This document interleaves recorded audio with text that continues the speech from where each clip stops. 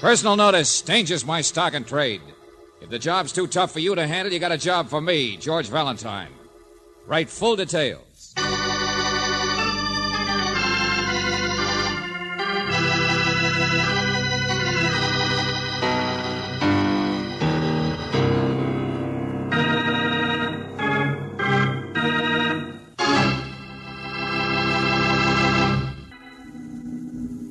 My dear Mr. Valentine, this is a letter about monkeys. My name is Derek Stang, the same Derek Stang whose exploits in the jungle you no doubt read as a boy. Yes, I'm still as alive as an old battleground of scars and fevers can be alive. And today I'm writing my letter on the deck of a sweltering ship, a South African freighter tied up at the port in your town. There's a little capuchin monkey trying to untie my shoelaces at the present moment. Monkeys are strange animals. They're greedy like human beings. I have trapped them many times by the simple expedient of placing a shiny, desirable object inside a hollowed-out coconut to which there is only a single small opening. An opening just big enough for a monkey's hand. Of course, the monkey reaches in to grasp the object. Inside the coconut, he grasps it, his hand makes a fist.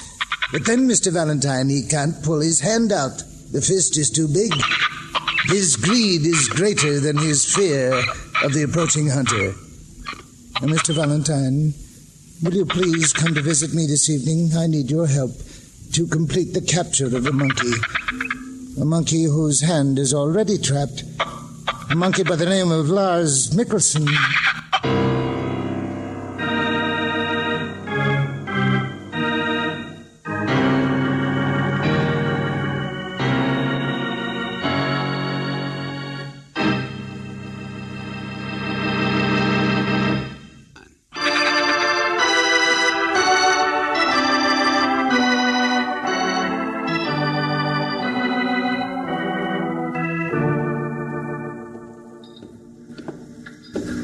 You didn't think I could stay away, did you, Mr. Stang? Here we are, through here.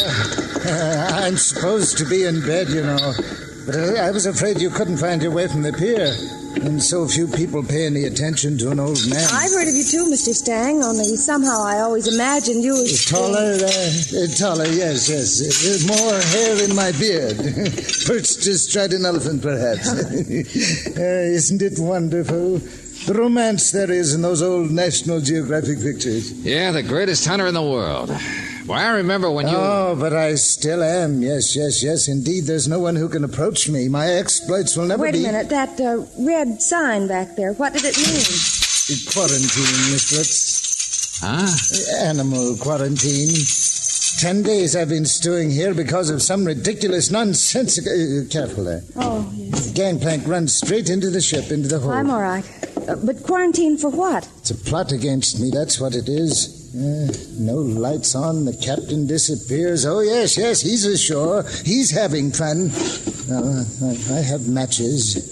Here, the ladder to the... Oh! What in the... Steady, it's all right. It's a panther. Very rare specimen. Tore a couple of native boys to shreds when he got him. But he's in a cage now, aren't you, old boy? Yes, they're all in cages. Animals. A ship full of wild animals. Here, look here, see? It's a constrictor. 33 feet. Takes quite a crate to pack them in, doesn't it? Yeah. See, through the little bars? And over here, the poison... Yeah, well, thanks. I'm not much interested in snakes. No, of course not. Too easy, much too easy. All of them are, you know. 60 years old I am. Living from pill to pill, fever to fever. Well, I guess you're still the greatest Red animal... tape, to be finally caught myself in red tape. Oh, you mean this quarantine? Yes, not one of my animals is sick, mind you, not one. Zoos all over the country waiting for delivery. But the day we dock, what happens? An officious young veterinary aboard for the usual government inspection, and he and the captain get together. Well, look, Mr. Stang, this veterinary or the captain, is one of their names Lars Mikkelsen? Is that what you meant when you wrote... No, Mr. Bowling. That's the vet, Mr. Bowling. The captain's name is Teague. You've had trouble with him before. Lars Mikkelsen... Shh! Now, Baba!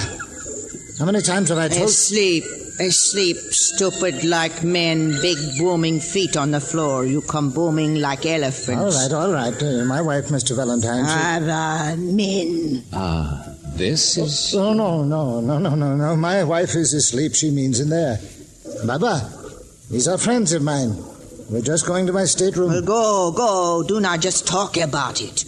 She's asleep. Be quiet. Of course. All right. Man, elephants in the moon. Here we are. What in heaven's name was that old thing in earrings? Baba.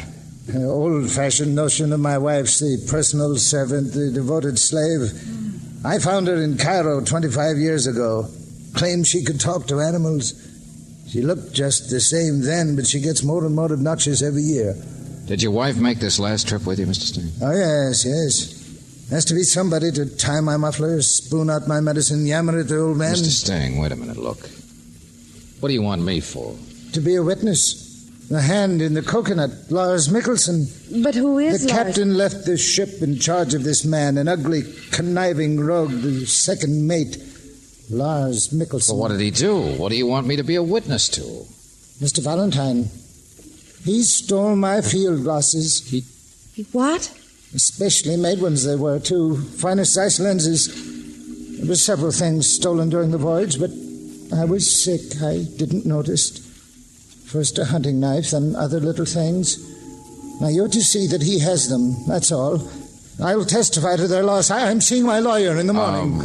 What makes you think Mikkelsen took these? The hand in the coconut, I told you.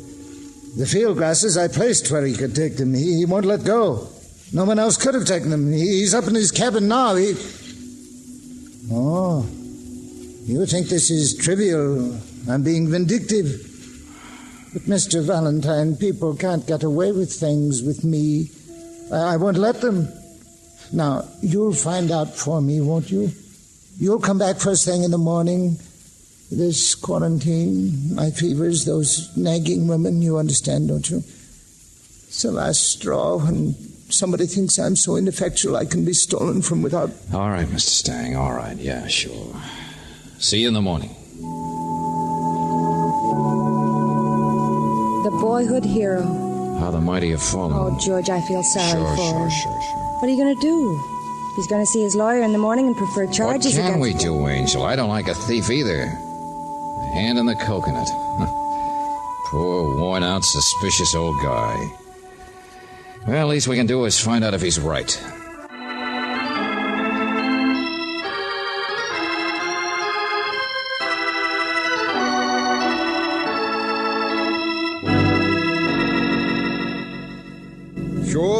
Sure, those are good field glasses. What of it? Well, we were on the ship here, Mr. Mikkelsen. I just wondered what the skyline of the city would look like from... Well, I saw you with them around your neck and... The name is Lars, sister. Second mates don't rate that mister stuff on a tub like this. I just been cleaning them in my cabin there. You want to go out on deck? Oh, wait a second. Zeiss lenses, huh? Nothing but the best. Who are you? What are you doing aboard? Oh, we're just visiting Mr. Stang. Oh, nasty old coot, isn't he? What's the matter, buddy? Whose glasses are these? Mine, of course. What are you talking about? They're a gift, that's all. Look, what in the name of... Oh, excuse me. Mr. Mikkelsen, have you seen my... Well, how handy. Those are what I came for. These? Yes, of course, my glasses. I wanted to take a look at What? Wait a minute, Lorna, baby. You said you... Beg your pardon? I don't know who you are, but if this fresh sailor's a friend of yours... Baby, I don't... Mr. Mikkelsen, I want these field glasses. I loaned them to you, remember? Are you so stupid? Here you are, lady. Here you are. Thank you. You're not stupid at all. But then, maybe you're not a sailor. Bye-bye. Well, here's one for you, Angel. Tempest in a teapot. So much fuss over a pair of field glasses. Here's. They're on this ship, tourist. Now get off, both What are of you so mad about? Who is she, friend? Passenger. Lorna Stang. Mrs. Stang. Mrs. Stang, but she was supposed to be asleep. Look, both of you, there's a gangway off the forward deck through here. Now, come on, be good, will you? I'm busy trying to get ready so we can unload when this crazy quarantine... Wait a minute. Why can't we go through here? No, you can't get out. The way out she there. came. Here, this is the door she came out of, isn't it? The same one you came from when we came in here? No, get away from there. Says you, handsome. I don't know why you should be so upset, Mr. Mickelson. There's nothing through that door except apparently your stateroom.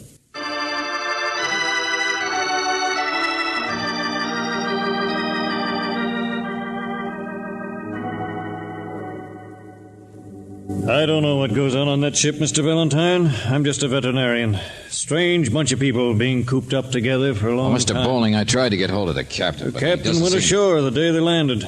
Known him for years. Nice guy. Besides, that second mate, Mickelson, offered to stay aboard and keep an eye on things. That's not surprising. Huh? Oh, well, yeah, I know what you mean. They're about the same age, I guess. I mean, Mrs. Stang. Yeah, we know what you mean. I'd like to help the old guy, too. He's one of my heroes. I guess if his wife is giving things away to her sailor friend, your evidence might at least help him get a divorce from her. She's no good, I can tell you that. Stang says there's something funny about the quarantine. There is. When the ship docked, we got an anonymous note from one of the crew. Said a couple of the animals had been suspiciously sick during the voyage. Going to take the quarantine off tomorrow. Let them all in. False alarm.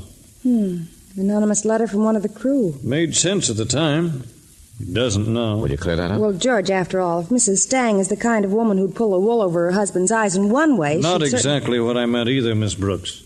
Oh, yeah, she might have written the note. To finagle a couple of more weeks with a sailor? That's not likely. It's Derek Stang who's sick, Mr. Valentine. We know that. He keeps alive from medicine to medicine. Old fevers, something tropical. Medicine in blue wrappers? Huh? Oh, yes, as a matter of fact. Tablets of some kind. Something pretty strong, I should imagine. But his wife... His wife is also his nurse, Miss Brooks. He depends on her. Aside from his money, she's all he's got. Well, Mr. Valentine, why did you say blue? Because I noticed a stack of blue papers in Lars Mickelson's cabin. George. The greatest hunter in the world. Suppose he's the one walking into a trap. Yeah. Suppose it's his hand in the coconut.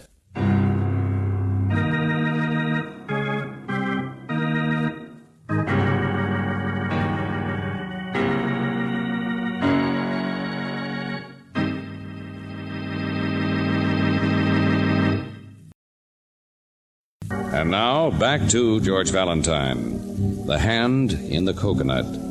You meet one of your childhood heroes, the greatest hunter in the world, Derek Stang.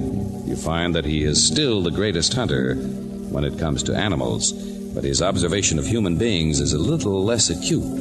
He thought you would trap Lars Mickelson for stealing a pair of field glasses. Instead, you have trapped him for stealing Mr. Stang's wife. Or is it the other way around? If your name is George Valentine, you have begun to suspect that the person who is really in danger of being trapped is the hunter himself.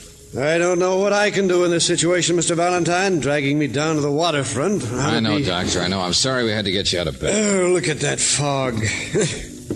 Stang must have his own position, you know. I can't interfere. Mr. Stang's stateroom is right here. Don't see his wife's watchdog around any place, do you, Angel? Come on, let's slip into his cabin. We'll wake him up. George, he's not here. He's gone. Well, you dragged me out to look at a man you think might be sick or...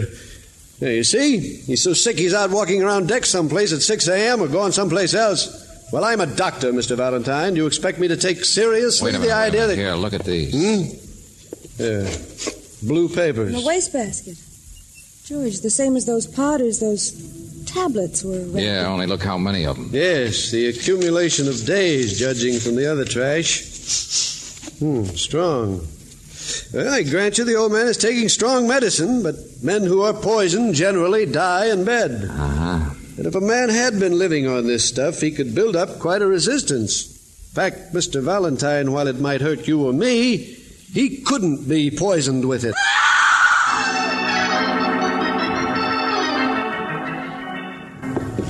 Mrs. Stang. George, here she is. Hey, what's the matter? What happened? Hey, lady, snap out of it. Snap out of it. I'm all right. Lorna, what is it? What are you doing to her? What's the big idea? Oh, take it easy, Buster. Take it easy. It wasn't me. He's just staring at something down there in the fog. Baba, she screamed. I heard her, but I can't see. Stang, where are you? Mr. Stang, look out! Look out!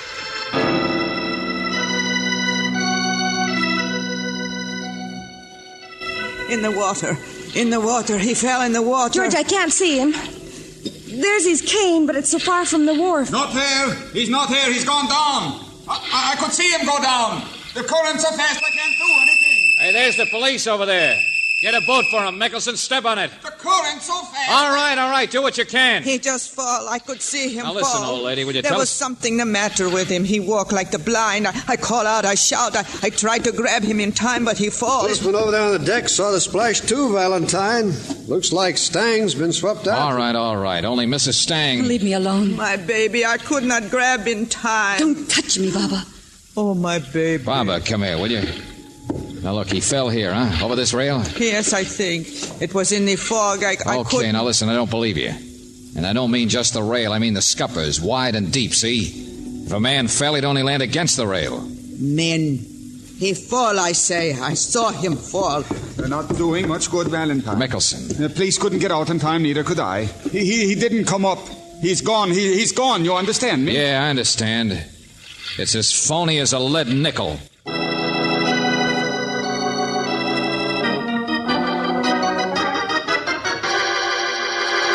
They're lying. Of course they're lying. But there's nobody aboard the ship except the three of them, was there? Riley, suppose that old harridan gave the poor guy a shot. Of course she did. What else? You already saw how Baba was covering for Mrs. Stang, didn't you? The good, faithful old duenna helping out in all kinds of cute ways. No real witnesses. You'll never get a conviction. I'll get a confession, my friend. You were with the other two, so they couldn't have shoved him. All right, Mrs. Stang, let's go inside and... Mrs. Stang. Oh, I'm sorry. What? Leave her alone. Still staring at nothing, huh? But you ought to stop shaking, Mrs. Stang. I'm all right. Oh, sure. You're fine. Just a little upset because you're going to get all of Stang's money at the expense of your stooge, poor faithful old Baba, who'll be locked up for murder. She told you he fell. She told you, didn't she? She told you. Well, go on. Oh, Doctor, what's the matter? Medical convention, Lieutenant. That other man over there with the bag, colleague of mine, Dr. Morrison, just got here. Says a woman called him from the ship almost an hour ago. Before we came aboard, Valentine. No. Had to hurry all the way across town. Woman identified herself as Lorna Stang. No. Said she'd just gone into her husband's stateroom to give him his regular medicine, only he wouldn't wake up for it. She was afraid he was dead. Oh.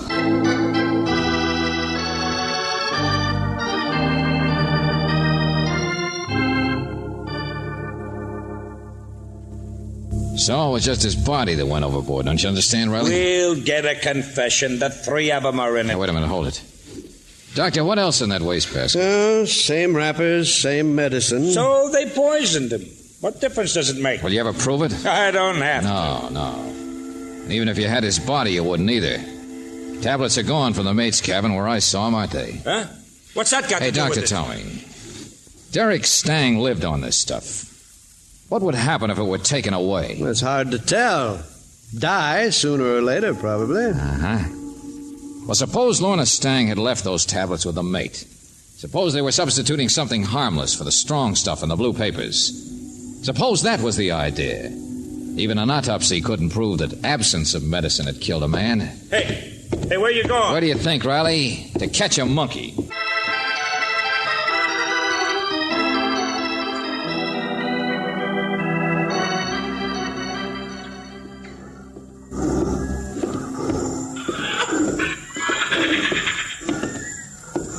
Mr. Stang told me you talk to animals. Is that right, Baba? Why not?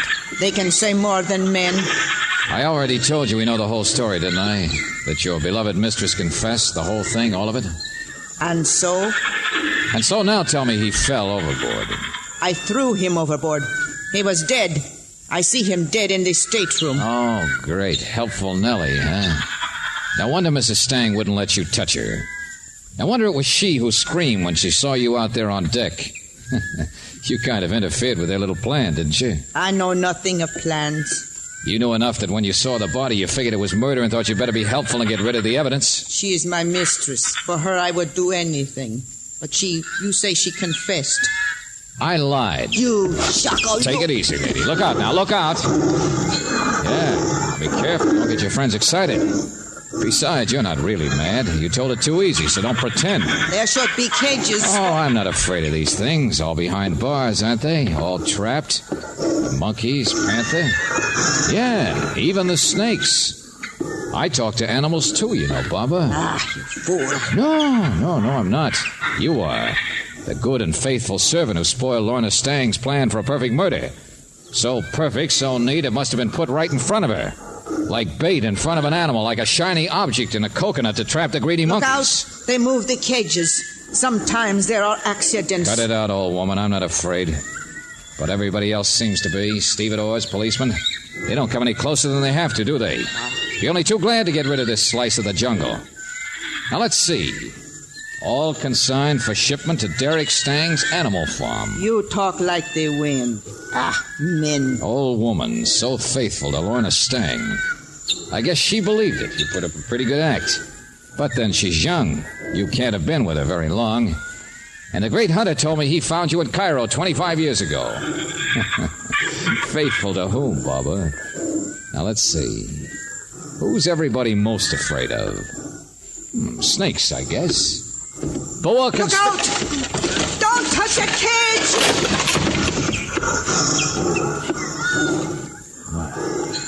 The great hunter. Greatest in the world. Hello, Mr. Stang. Stand very still, Mr. Valentine. Oh, yeah. Now I get it. The snake was the dead man, thrown overboard. Yeah. Even when I was a kid, I knew how good you were. Don't know why I thought you were slipping. There is a snake in the next cage under my hand, a live one, poisonous. You will stand here quietly until I am loaded off the ship with my animals. No, you're not a hero anymore, just a guy who baits coconuts. Waits until the monkeys bite. Think they've killed you, and then mess things up by having Baba throw something overboard with a splash. Then she reluctantly admits it was you. You would have made a good pupil, Mr. Valentine. I doubt it. You picked me for a sucker, didn't you? Because you arranged this phony quarantine that kept the monkeys aboard, where you'd all be cooped up together, where you could push Lorna and Lies into what they did. Sure, you arranged it all. It won't do you any good to move, Mr. Valentine. I lift this catch and the snake is released. He's faster I was than you. hired as a witness, wasn't I? Yes, a witness, Mr. Valentine, to a murder without a body. Oh, yeah, that's better, isn't it? It'd be second degree. They'd be put in prison, locked up, put in cages. Yes. I never kill animals, you know. So you baited the trap. In cages, Mr. Valentine, they'll still be here. Perhaps you, too, the biggest game in the world, men. And I am the only hunter in the world who ever Hold tried... it, Stang, hold it. Now you listen to me. I'm just an amateur, see? Mr. Valentine, there's no more time. It's up to the snake. When I go hunting, now you listen to me. I'm stupid when I go hunting. Because I carry a gun. Hey, you see? Now your snake's dead. So you stand still, Buster. I could probably get a game permit for you.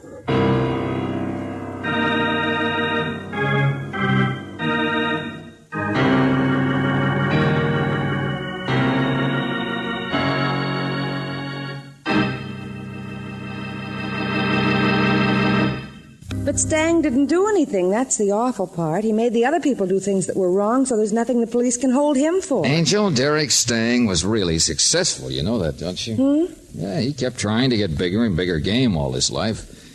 And then he tried to trap human beings into a spot where they'd be caged. Yes, Until but he finally trapped himself, don't you understand? Now, one look at that guy, and what do you think any court would decide? Well, don't worry. He'll be in a cage, all right, a padded one. Oh, George. Let's forget this nightmare. Take me someplace for a nice, cozy supper. Okay, the Tropic Inn. Is it nice? Oh, yeah, Angel. They serve a delicious kind of drink there. In a coconut shell. Oh, George.